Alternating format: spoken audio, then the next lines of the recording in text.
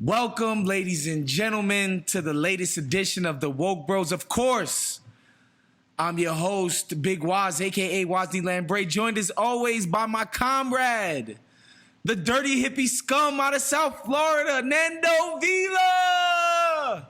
That's me, one of those classic Florida hippies. Everybody's just so sick of you Florida hippies, man, and your Cuban coffee and your beaches. We're tired of it. Tired of it. Tired of salsa music. Yeah, no. Brutal. On today's show, the Yas Queen narrative over Kamala Harris might have jumped the shark this week on Twitter. We're just going to make a little bit of fun, make a little bit of light of just our least favorite type of liberals. Just, anything. Just breathe the right way. And you're in for them. And so we'll just have a little bit of fun at their expense. Israel and the United Arab Emirates have come to a peace deal. And I'm going to put quotation marks around peace because it's just a very thinly veiled, strong arm move against Iran of just, we're united against you. We're willing to go to war against you. And so we've made peace with each other. We're going to get into the implications of that. The Biden campaign is not running a campaign in Michigan. Obviously, they've learned all of the lessons from Hillary's failed neoliberal centrist campaign from 4 years ago. So they're running the same playbook. They're running the exact same playbook. So we'll get into the implications of that. But first, your president, Nando, Donald J. Trump, went to a town hall because, as a president, you got to touch the people. You know what I'm saying? Even if you are the most important man in the world, you got to touch the little peons, the proletariat at some point. And so I think in a very stupid move by his team and his campaign, he does an in-person town hall with voters in Philadelphia, Pennsylvania, people who are ostensibly, allegedly undecided voters, which, as a quick aside, Nando, at this point, after 4 years of Donald Trump, if you can't at this point decide whether or not you think he deserves another 4 years, I don't know what to say at this point. Yeah. So whatever, even with that caveat, grain of salt, do what you want. He had a town hall, and as expected, it was a complete and utter train wreck by all accounts. I'm not going to pretend that I watched this in real time because I was watching the Miami Heat beat the Boston Celtics last night in a classic thriller. The NBA playoffs have been fantastic, guys. I'm not just saying that because, I'm biased, but it has been legitimately an incredible run of games here in the bubble down in Orlando. But nonetheless, he lied about everything from saying China was doing great with the virus, saying that he loves the preconditions thing in Obamacare, saying that he calmed the nation down just like Churchill did during World War I. But he compared himself World War II, yeah. He compared himself to Churchill. I mean, he just lied and he droned on, and the lady that talked about her pre-existing condition and talked about that basically being the only thing between her and either financial ruin or death, right? The fact that she's able to be insured after Obamacare was like, look, we're not going to discriminate against people with pre-existing conditions. Like, that's supposed to be the entire point of health insurance. He just got of course, if he's talking to normal people about real issues, he's going to get creamed on these issues. That goes without saying, right? The idea that this president has anything to offer people, and we try on this show to talk about what does he have to offer the people who love him and want him? Yes, he's deporting people. He's punching Mexicans in the nose and, people from Central Americans trying to come in here and make a better life for themselves. Yes, he's making a big show of treating them very poorly. And the people who support him really like that. They enjoy the fact that these people don't get to... He's also pretty funny. He's also pretty funny, yes. He's gotten really rich people. I'm not talking about you who makes $600,000 a year. Yes, the listeners of this show. Right. You are relatively rich. You are not who gets to benefit from Donald Trump's policies. Trust me, buddy. It's not you. But again, those people identify with the Bezoses of the world for whatever reason. I guess they're not good at math. Rich people don't know how to do math for some reason. But whatever. He hasn't made your life materially better. But the upper crust, the top 1% of the top 1% they've been done better. It's been better. He's appointed a lot of conservative judges to federal courts. He's done well for Bible bangers and the corporate interests. So, I guess that's what he has to offer. Extremely rich people get to do better in life because their lives apparently aren't good enough. Undocumented people get treated abhorrently. And that makes a certain amount of people in this country very happy. And he's funny, Nando. That's what he has to offer you. And that's the other huge part of his appeal is that he owns the libs. He owns the libs. So he owns the libs, and his base hates the libs, and he can own them better than anyone else. He can make the libs go crazy better than anyone else, which is a huge part of his appeal. You know what's so funny, and it just dawned on me, Nando, is that the appeal of a Biden and a Hillary Clinton to liberals is that they own the left. Yeah, it's 100% true. Have you ever like I'm just putting that two and two together. Centrists love those two because they own the left. They don't do anything for working people. They hate working people. And so long as they work their asses off to ensure the status quo of corporate interests and thumb their noses at working everyday Americans, liberals will continue to love them and defend them. Centrists will continue to love and defend them. It's quite the irony. And so, that's what happened. We tried to avoid, Trump stinks topics on the show because it's just not interesting. It's not new. Yeah, There's you can nothing, just tune into CNN for that. Yeah, and we can't, what new thing can we tell you about our president after 4 years of this shit? So, Nando, take it away, man. Yeah, I mean, the funniest thing to me is watching him try to, because he doesn't understand the policies. He barely understands anything. He has kind of like intuitive grasp of the crowd and things like that, but he doesn't understand anything that's even remotely kind of real or complex. So usually Republican politicians are much better at handling the questions from voters about things like pre-existing conditions. The Republicans have been furiously trying to destroy Obamacare, which obviously was a Republican healthcare plan. Mitt Romney Institute in Massachusetts. It was developed by the Heritage Foundation in the 90s. But it's too much for the Republican Party, so they're obsessed with dismantling it. But the problem is that the central reform of Obamacare, which was the protection for people with pre-existing conditions, is absurdly popular. It polls at 90%. And they can't just go ahead and take that away. They can't just go ahead and take that away from people, which is why they can never get rid of Obamacare. That's why they're trying to do it now through the courts rather than, through the legislative body. Because when they tried to do that at the beginning of Trump's term, there was huge backlash to it from voters. I mean, I don't know if you remember that. Of course. So, and the blue wave, such as it was a blue wave in 2018 midterm, was largely on the back of healthcare policy. Yeah. It was the Republicans are bad. They're going to take your Medicare, your Medicaid expansion, your pre-existing. They're going to kick your kids off of your plan. That cost them the midterm. Yeah. So, I mean, and that teaches me two things. One is that, obviously, Trump doesn't know what to do. The only thing he can say is no, we're going to do new healthcare. It's going to be great. It's going to be great. Protect the pre-existing conditions, but new healthcare, and not really say. By the what way, Nando, that's the is. Republican answer to that question. It's no, we're going to take away everything but that thing that 90% of the country likes. Yeah. Right. But it doesn't make any sense because you can't have one without the other. But anyway, but the other thing that teaches me is that voters will respond to concrete policies that helps them and materially improves their lives. Obamacare, as flawed as it is, and it's a half of a half measure for the healthcare crisis that exists in this country, it still did improve certain people's lives. And even that kind of modest reform, which, again, I want to insist, is an incredibly modest reform, gets people like, to mobilize to protect it.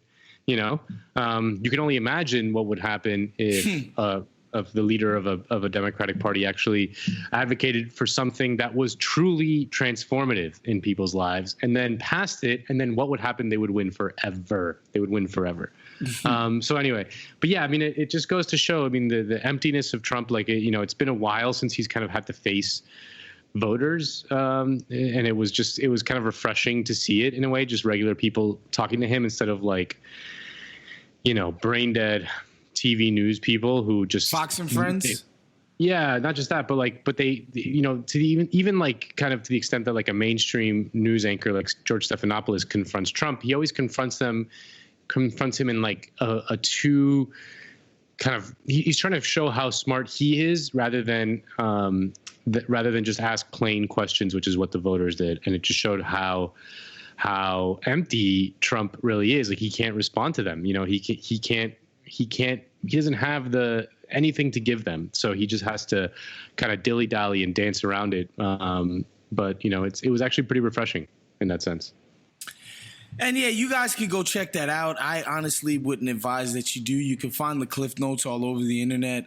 It's just embarrassing that this is the president of the United States. I don't think you're going to be able to glean any actual information or insights from watching that town hall. It's quite frankly, it's a fucking embarrassment. There's just no other way to put it.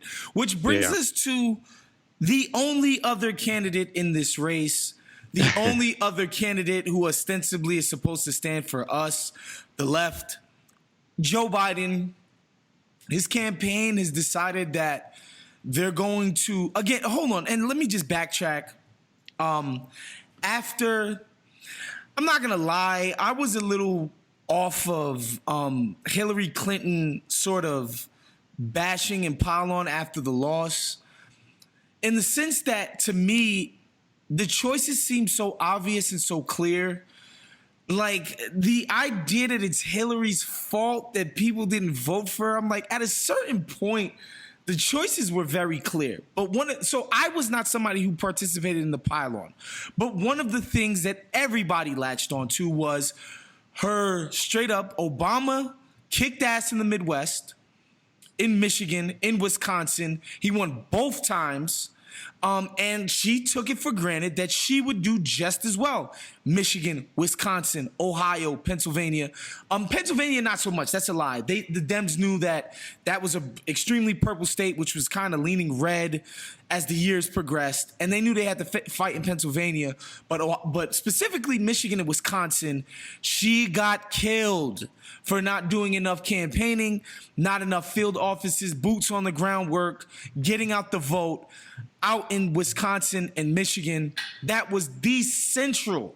More than anything else, that was the biggest criticism of Hillary Clinton's campaign, was that they started playing prevent defense, to use a sports analogy.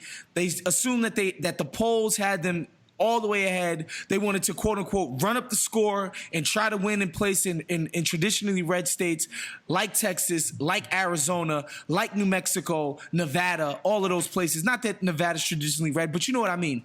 In the Southwest, they tried to sort of get upsets in the Southwest to, quote unquote, run up the score because they just knew they had places like Michigan and Wisconsin locked up.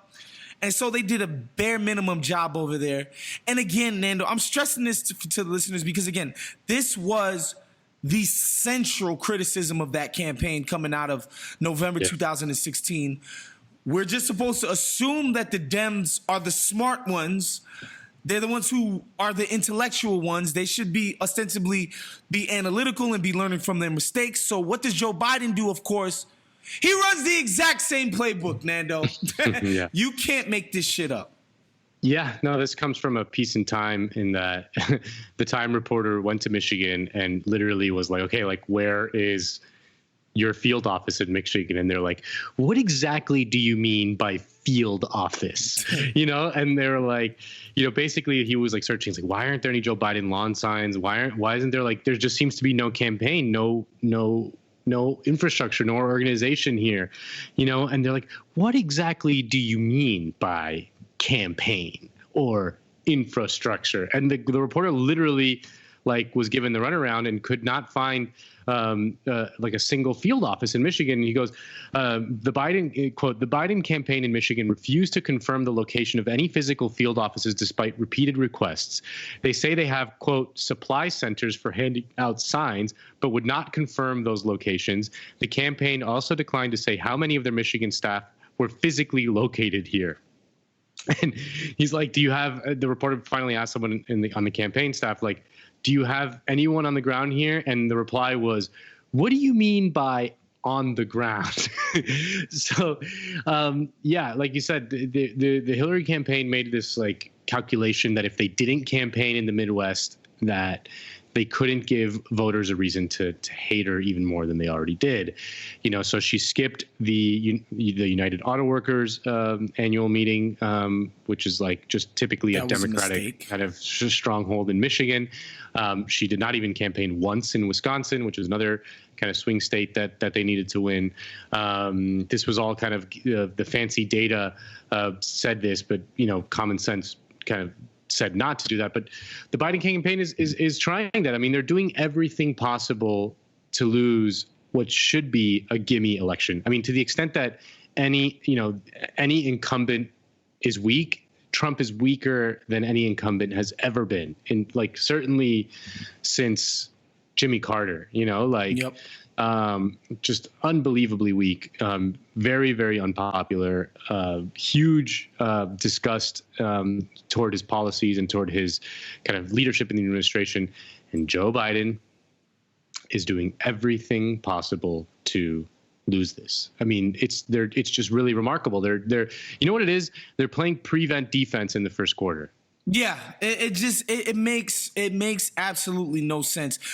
Perhaps if this was late October, you're basically in the nitty gritty of things. People are just now starting to pay attention to this stuff. The people who aren't like us, who are living and breathing this shit every single day, people are just now starting to be like, all right, what's going on? What's Trump proposing? What does Joe Biden want to do? Blah, blah, blah, blah, blah.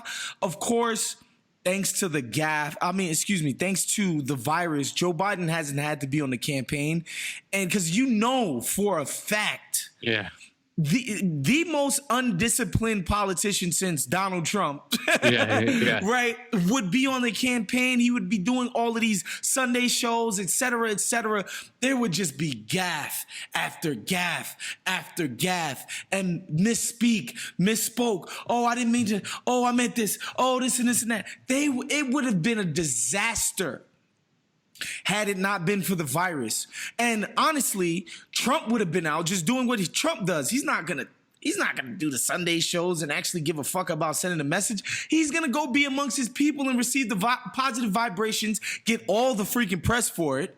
By the way, they're gonna put him on TV all day, every day while he's doing it. He could have just ran his playbook. Joe Biden got a gift. He doesn't have to talk. Yeah. He doesn't have to tell the American people what he wants to do for them while he's president. He just has to put out decent enough commercial ads. And when he does speak, just be like, look at the state of our country. Leadership is in shambles. Vote for me. This guy's fucking it up. This guy's ruining it. Instead, they're just, they're just trying to lose at this point. Yeah, I mean, like, you know, he came out last week and said that, you know, he was not in favor of cutting military spending. He was actually in favor of increasing military spending. You know, that he doesn't favor bringing troops home from the Middle East. Again, all these things are wildly popular. Yep. You know, like, everyone in America wants to cut military spending. Everyone in America wants to end our wars in the Middle East. You know, like these things are just like insanely popular. And he's just doing this stupid Democrat thing in which they talk about the things that they want to do that are unpopular instead of just ignoring those things and talking about the things that are popular. Yeah. Republicans do it all the time. Like, you know, like every single Republican tough on crime. They know people like want to feel safe. That's why they trot it out all the time. It's like, we're tough on crime. They don't say like, you know, every single Republican, once they get in office, like wants to like, you know, eliminate workplace regulations for safety and things like that. Or like environmental regulations. They all want to repeal like everything. They never talk about those things on the campaign trail. They never say, you know what I'm going to do when I get in office? I'm going to repeal all the workplace regulations that keep you safe. And we're going to get rid of the restrictions on water safety. No, we're going to get rid of that. We don't care if you're drinking water safe. Fuck that. Nobody does that. Nobody does that. And it's the But Democrats. Joe Biden comes out and says, you know what I want to do? I want to increase military spending. Yeah, it's like, what? At the expense of literally everything else. Like, huh? Yeah. Like, what are you talking about? Anyway, last thing I want to do in reference to the campaign, and I wanted to get you on this because this dude sort of made the rounds in lefty Twitter or liberal Twitter or whatever you call my timeline.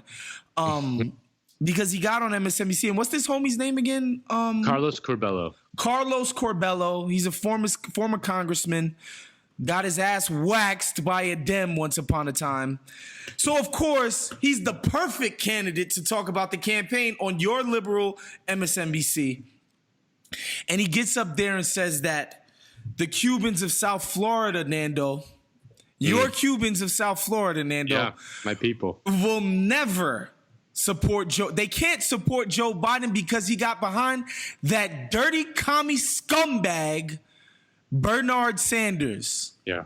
And basically, essentially, the message is Bernie Sanders is costing Joe Biden Florida. Let's never mind that the Latin population in Florida is not just Miami Cubans.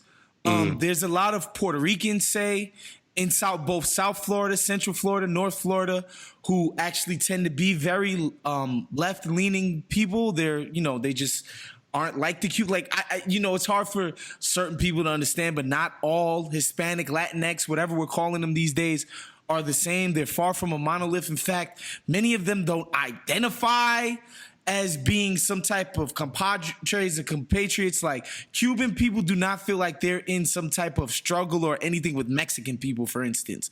And we call both of those people Latinx people, but it's hard for a certain type of person to understand those differences. So, this guy gets up on MSNBC and he claims that Bernie Sanders is costing Joe Biden the Latin vote. And I just wanted you to expound upon, one, I want you to talk about the Cubans in Miami and sort of just talk about the Latinx diaspora just in general in Florida.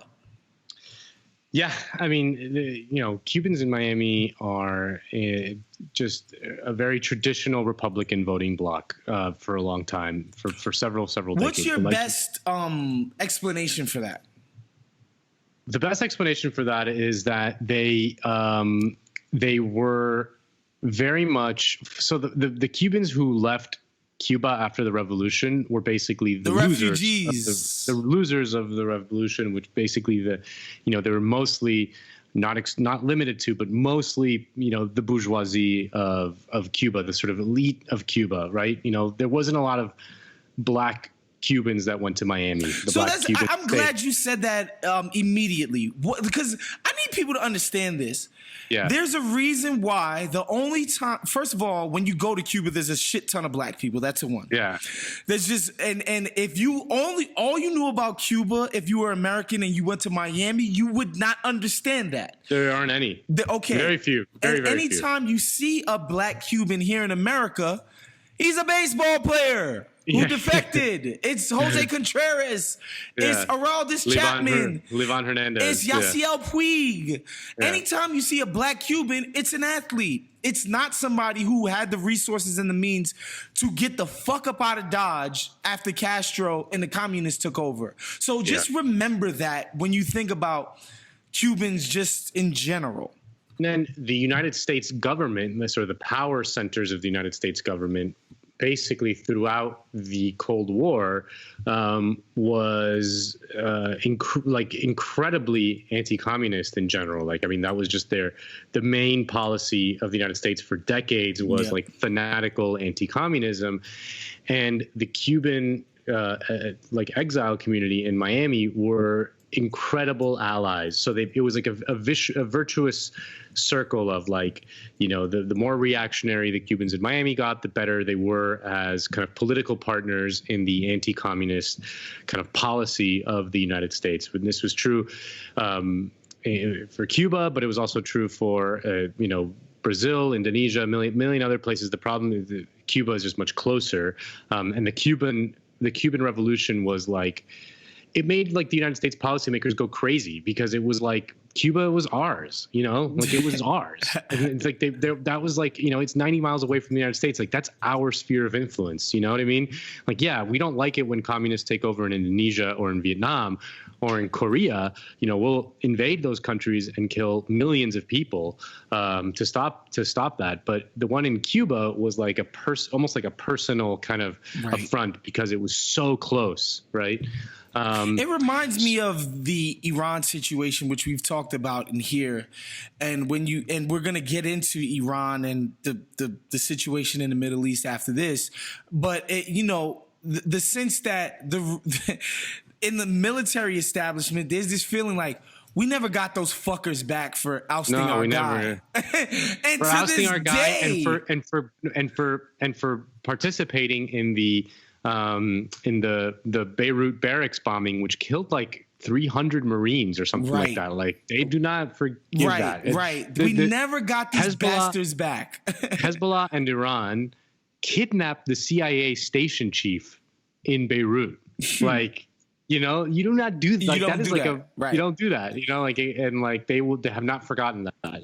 And so that's why you need to understand when a lot of these hawks want to take a very aggressive posture when it comes to Iran, it's still stemming from the Iranian Revolution. It's like literally 40 years of butthurtness in the military establishment. And so Cuba is the same thing. It's like the United States government took a very aggressive posture against the Castro regime, even after the Cold War is over. Like the USSR is done. Like that shit, they lost. It's over. Even after that was over, they maintained an aggressive posture against, the communist regime in Cuba because, again, like you kicked out our people. We were the ones running things over there. Yeah. And we're still pissed about it. And the Cubans in Miami who are extreme. I mean, it's the anti-Castro doesn't even begin to describe how they feel. Oh, they compare him to Hitler. Exactly. Like, it's very frequent. You'll see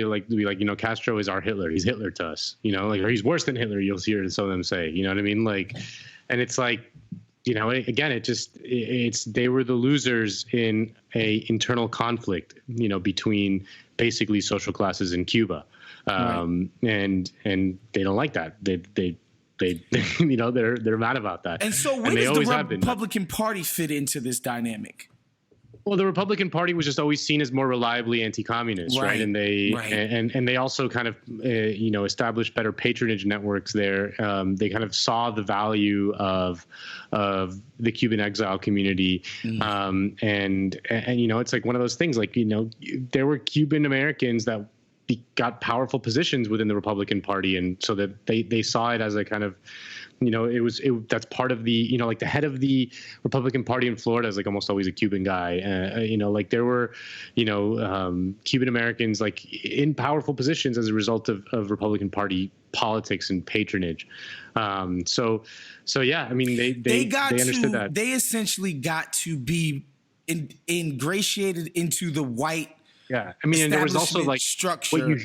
What you hear a lot in Miami, and people mention this there as well, is that like they saw the Democrats and especially Kennedy as betraying them in the Bay of Pigs. The narrative that they buy on the Bay of Pigs is that Kennedy promised air support for the basically psycho Cuban invaders, like volunteer force, CIA trained and backed, and that once like they got on the beaches in the Bay of Pigs and the situation started to go sideways, that Kennedy kind of refused to provide the air support that he had promised, which would have allowed for that invasion to actually work. I mean, the fact that the Bay of Pigs even happened in the first place is just insane. But it's a CIA failure, catastrophic CIA failure, of which there are probably thousands. Yeah.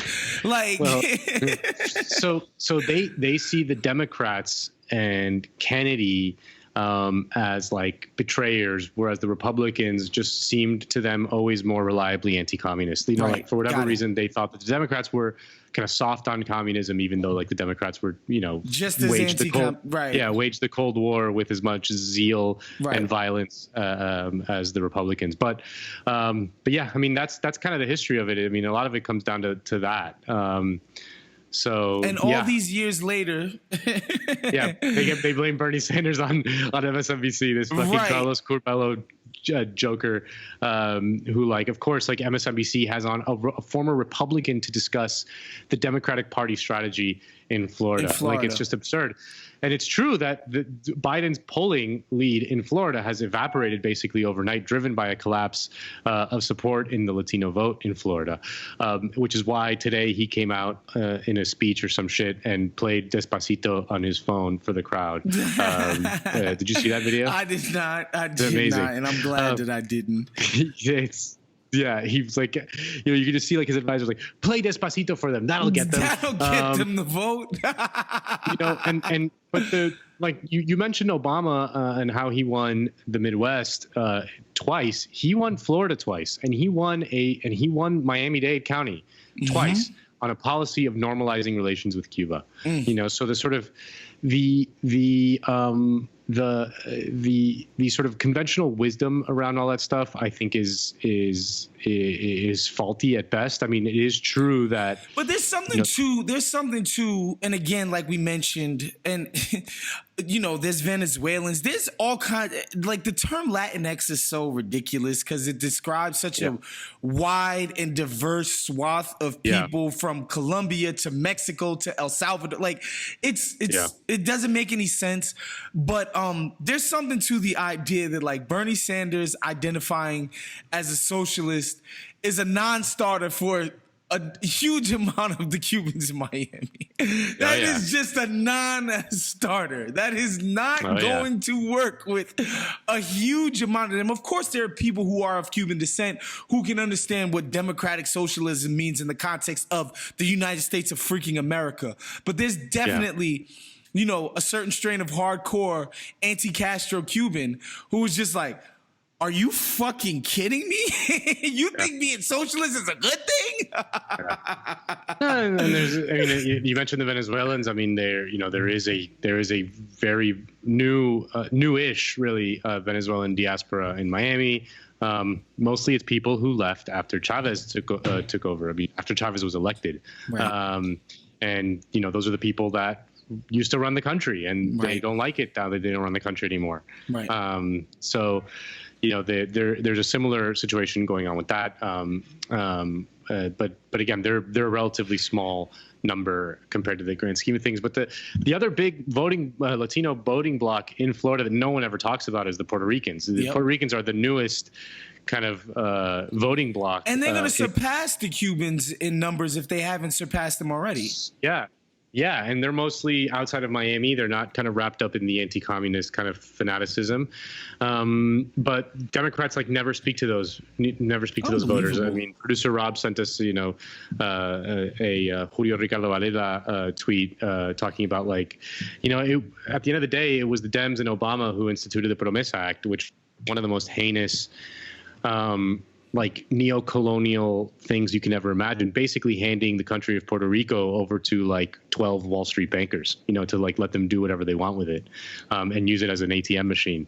And Democrats don't do anything for those people, even though it could swing Florida. If they did a meaningful approach policy-wise, of course, to help Puerto Rico in some meaningful way and made it an actual campaign issue, they could flip Florida, but they would never do that because they're Democrats and they want to win just by shaming you into voting for them because the other guys are so bad.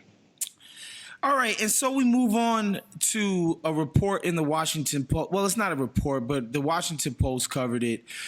The United Arab Emirates and Israel have signed a peace treaty, basically normalizing relations between the two countries, which, if you know anything about the Middle East, is sort of a big deal in the sense that pretty much all of those countries hated Israel from the very inception. And, they basically signed a peace treaty and they're like, all right, we're normalizing relations, the United Arab Emirates and Israel. Of course, we've mentioned on this show the very strange bedfellows of Israel and Saudi Arabia. Again, two traditional enemies who have conveniently become buddy-buddy out of not out of nowhere, because we know what's driving it.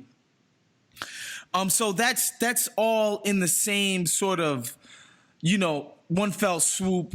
And of course, it's because all of those countries we just mentioned, as well as the United States government under President Donald Trump, are extremely anti-Iranian. That's just what it is. There's a whole faction in the Middle East. It's basically Iran, Lebanon is under their yoke. A couple of other countries. The Qataris don't like the United Arab Emirates either. And so basically, Yemen is a proxy war between all of these countries. That's where all of these countries are at war with each other in Yemen, right? And this peace deal, and I use quotation marks for peace deal because it's not a peace deal. It's essentially, again, as I said at the top of the show, we will definitely unite in a war against Iran. That's all that deal is. That's all it is. It's a signal to Iran, like, we are united against you. Saudi is also united against you. The United States under President Donald Trump and Jared Kushner, who's running things on the foreign policy side, are definitely allied against you. And that's what that is. And in the midst of that, of course, the United States government is using this as an opportunity to sell military planes to the United Arab Emirates. The F-35, in the midst of a peace deal. It's a peace deal, though. Yeah, it's the peace deal, but really, so the F-35, which is the plane that doesn't even work, that if the pilot ejects and doesn't duck his head in the same split second, he gets decapitated. It's the plane that the pilot can't turn his head around and look backwards, so they have to have a camera in the back of the plane, kind of like in the car, like in these modern cars, like when you're backing up, it has a camera. Yep. The plane has that, but when they fly through a cloud that has a lot of condensation, the camera gets foggy and they can't see behind them. It's like the worst piece of shit plane ever, and it costs like $1 bajillion. But anyway, the real important thing about this is that it basically signals if it wasn't true already, which it definitely was, it basically signals the end of the potential peace deal that everyone had assumed would happen eventually between Israel and the Palestinians. This is the end of the two-state solution, right? The two-state solution, which was, broadly speaking, like everyone kind of basically agreed that a peace deal between Israel and the Palestinians would involve a retreat from the borders gained after 1967 in Israel in exchange for like a Palestinian state, and then a peace agreement. But the leverage that the Arab states had, it was basically like that was a precondition that they had, was the retreat of Israel from the borders that it expanded in the 1967 war. And basically now, as the United Arab Emirates, Bahrain, and Saudi Arabia, which were not kind of the main Arab states that were involved in the sort of traditional hostilities in the Middle East, they're just giving away the game because Israel has just expanded. They've kind of accepted that Israel is going to de facto control the Gaza Strip as a sort of open air prison, and that they basically the settlements in the West Bank will continue.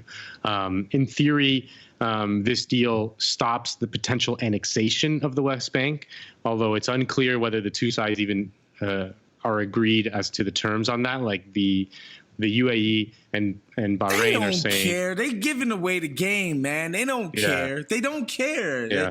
They care about one fucking thing. And the reason these regimes sort of supported the Palestinian cause in the past was because it was a way to legitimize their own regimes to their own people. Yep. Right. These are highly unequal societies with a ruling elite that is horribly corrupt and just basically taking all of the wealth of the country and living extravagant lives. I mean, you've seen these people, but the way that they maintained some sort of legitimacy with their population was by supporting the Palestinian cause, and they're basically giving that up. So again, it's just it's not a peace deal at all. It's just a reflection of the reality on the ground, which is, like you said, Israel has been moving toward the Gulf states, toward an economic and military understanding with the Gulf states that they would both oppose Iran. Like you said, I mean, Iran is the big bad to them in the Middle East. Iran is very powerful. Iran is very well defended. Iran is a country that, despite all the bad things we hear in the United States about their ruling regime, has some sort of popular legitimacy in a way that, like, the Saudi Arabian regime does not, because they're ethnically and religiously, yeah, and there are no, and it isn't an ethnic minority sort of ruling over an ethnic majority. They are the same people. There are one Iranian people. So yeah. Yeah, I mean, I've gotten a lot of questions about this today from, like, my friends and stuff, that they're, like, what's the deal? Like, did Trump just, like, sign peace in the Middle East? And it's like, no. It's actually probably the opposite. And and an aide to somebody in Congress who works in foreign affairs, who spoke on the condition of anonymity, talked about, and we're gonna end on this because I thought this quote was fucking hilarious. We're gonna end on this and just talking about what it means to be selling arms to the United Arab Emirates. And the quote goes, for some, it might be okay. And he's talking about the different people in Congress whose job it is to know about these things. For some, it might be okay, said the aide, who spoke on the condition of anonymity because of the sensitivity of the issue. The quote continues, but this is a game changer. Given the Emiratis these kinds of capabilities for really an unknown purpose, in which conflict do they need an F-35? And that's the end of the quote. We know what the purpose is, guys. We know, and the crazy thing is, man, I think back before, I want to say before 2006 and 2007, by the time the wars, both in Afghanistan and in Iraq, were made plain and bare to everybody in America that they were complete and utter failures, waste of times. In Iraq, we got sent there for literally no reason whatsoever. Like Afghanistan, you can sort of justify it and say, well, we were trying to get bin Laden and he's the devil and blah, blah, blah, blah, blah, blah, blah, and he was in the mountains. But Iraq was just a straight up failure. War of aggression, pointless war of aggression. Straight up, right? Just American, just ignorance, stupidity, aggression, all of that, right? And now, the American people are just like, we can't do it again. Like, everybody agrees we can't do it. And I swear to God, if it wasn't for the disastrous way they carried out those two wars as far as the Bush regime, I think we would already be at war with Iran.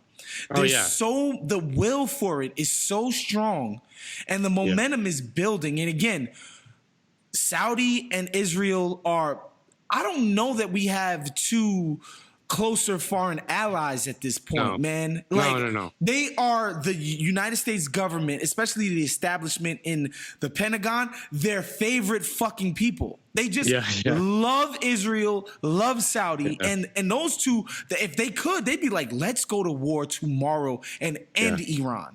Yeah. And I think if it wasn't for that failed war, man. Yeah, and we talked about it on the show in the past, months ago, but Iran would kick our ass in a war, like straight up.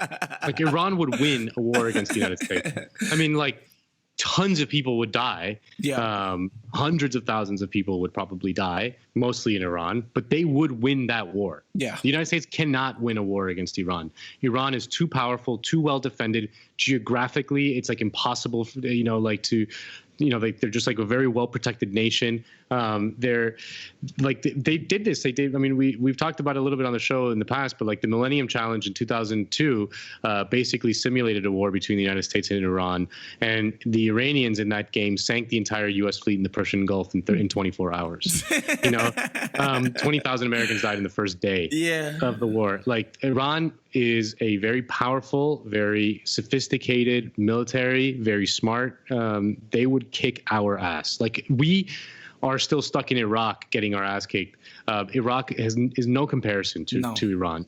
Iran kicked Iraq's ass in a war in the 1980s, in a war that was very, very bloody. But Iran ended up winning for the reasons that I've said. And the United States would absolutely lose that war. And again, we do a lot of shit talking on Barry on this show, but again, I think the reason why he pursued, trying to get on the path of normalizing relationships and peaceful and basically thumbing his nose at the Israelis in the process was just like, we're never going to beat these guys. Outside of a total nuclear Holocaust war, which everybody agrees is a terrible idea, we're never going to stop them from existing in the way that they do. So let's just move on. We're done. It's over. We're done with the fantasies, Israel. It's a wrap. And so that's why they pursued that. I'm just like, why do we need to be bothered with this? It's not in our interest as a nation to be bothered with this. But of course, Trump puts his freaking, his prince son-in-law in charge of Middle Eastern relations, and the Saudi prince charmed his pants off. I don't know why or how this was able to happen, but he charmed the shit out of this dude. And so that's where we are. We're back to hating Iran again. Anyway, we wanted to keep you guys abreast of that. And last but not least, this tweet has been making the rounds on my Twitter. A woman named Sarah J. Galvez. She puts a gif of Kamala Harris getting off of a jet.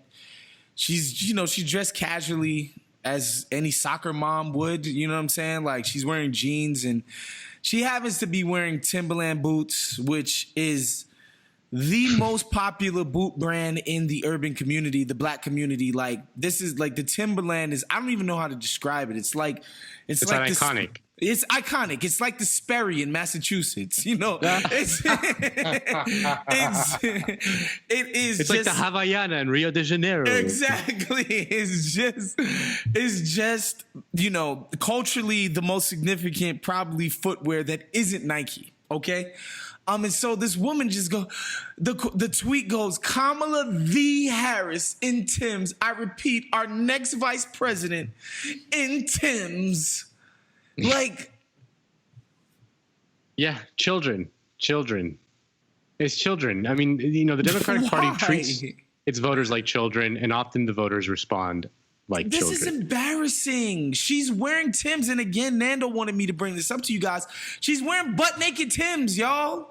You have to explain that one to me. They're not even the real ones. She's not wearing the right Tim, my boy. That's so classic Kamala, She's not exactly wearing the 6-inch premium hiking boot. She's not. Ugh. She's wearing the freaking $80 butt naked Tim. Like, if you wear those Tims to your high school and say Harlem, New York, those butt naked Tims that Kamala Harris is wearing, you will get roasted in the cafeteria. They will kill you for this. And of course, Sarah J. Galvez, I'm sorry I messed up your name, Miss Sarah. My Lord, you're praising her for wearing the wrong Timbs. This is liberal ridiculousness in a nutshell, bro. Like, and again, like, this shit was making the rounds. People were like, oh, yes, queen, you're the GOAT, queen. Oh my God, you put Timberlands on your feet. Oh, it's pathetic, bro. It's pathetic, and it's emblematic of what ails this fucking party base, man. Yeah. They love it. They love to be treated like children, like these like very stupid, superficial things. Like, they love it. They love it. And it's just, it's so childish and stupid. I mean, it's, I miss the days of Bernie Sanders just like being the least cool guy in the world, but for that reason being like the coolest guy in the world, like he doesn't give a shit about any of that shit. Like, he just real. It's anyway. Yeah. Anyway, so that's our show for this week. Thank you, YouTube audience, for checking us out, man. We're going to be regularly here on YouTube trying to cultivate an audience and a viewing over there on YouTube, because I'm a YouTube fanatic, and so I would love for us to gain some type of foothold on YouTube. Of course, become a patron at patreon.com/countthedings, man. That support is invaluable, and it allows us to make all the great content that we put out for you guys. Make sure you're subscribed and listening to Nando Vila's Let's Pot It Out, an Entourage recap podcast, one of the funniest podcasts you can listen to, because Entourage is one of the funniest shows, both intentionally and unintentionally, of all time. Of course, make sure you're listening to Cinephobe, the Friday Mailbag, the Dad Pod. Pack Your Knives with Tom Haberstroh and my man Kevin Arnovitz. You know, just check out all the offerings of Count the Dings, the Bomb Network. You see what we got, man. We added the Crazy Sexy Cool podcast. Naima's Wednesday sermon has been kicking ass. Rob Lopez is killing that. Of course, the OG Bomb Show. Just growing up the same with Black Trey. Just make sure you're checking out all the Count the Dings offerings, man. We're going to see you guys next week. I'm Big Wos, that's Nando Vila. We out. Out.